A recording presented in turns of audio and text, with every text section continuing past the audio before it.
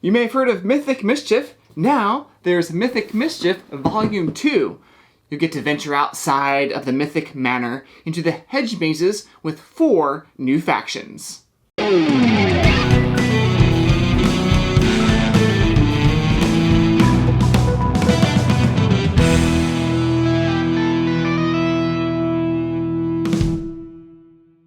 Thank you for joining me here at Tantrummouse Studio D. I'm Kevin Delp. Mythic Mischief Volume 2 is an asymmetric grid movement type game for 1 to 4 players, just like its predecessor, Volume 1. Plays in about 45 minutes. It's being published by IV Games. They sent us this prototype copy to look at and are sponsoring this video. Now this is an overview video of the game. If you've played Volume 1, then you already know the basics. Later in the video, I'll show you the different factions in Volume 2. During setup, you'll place out the main board with cards above and the bookshelves, clutter, and the groundskeeper on the board. Each player chooses an asymmetric faction like gargoyles, fairies, werewolves, or gnomes.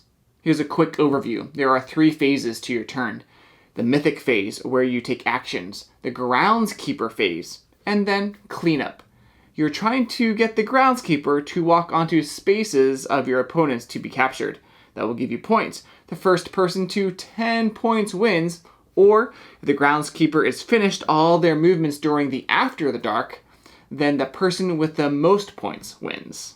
During your turn, you'll be taking actions like moving around the board, distracting, moving other mythics, and even moving the hedge mazes to get the groundskeeper to capture the other students' factions. You basically are adjusting the values of the cubes as you take your actions on your player board, so you're limited by the numbers that you have available. But each faction has special ways of doing the different actions. All the factions can move hedge mazes in a certain way. For instance, the gnomes have an illusion action that allows you to move one to another adjacent space.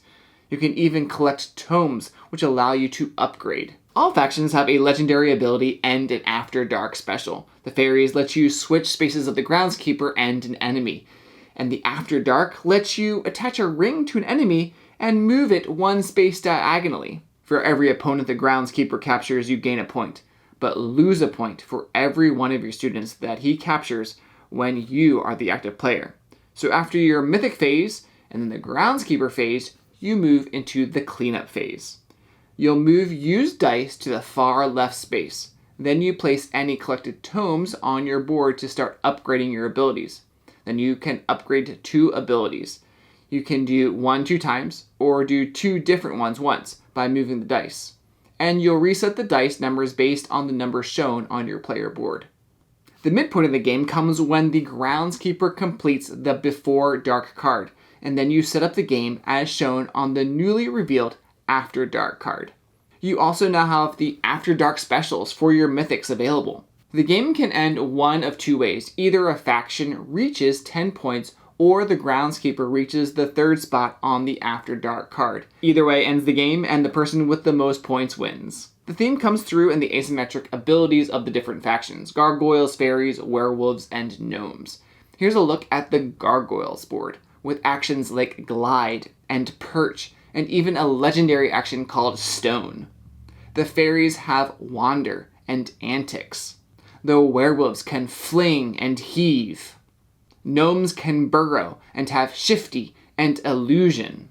Lots of replayability since this is a grid-based movement game. It's up to you not only what faction you play with, but what actions you take to move pieces around on the board. There are different game variants as well, like team mode, blitz play, and solo mode.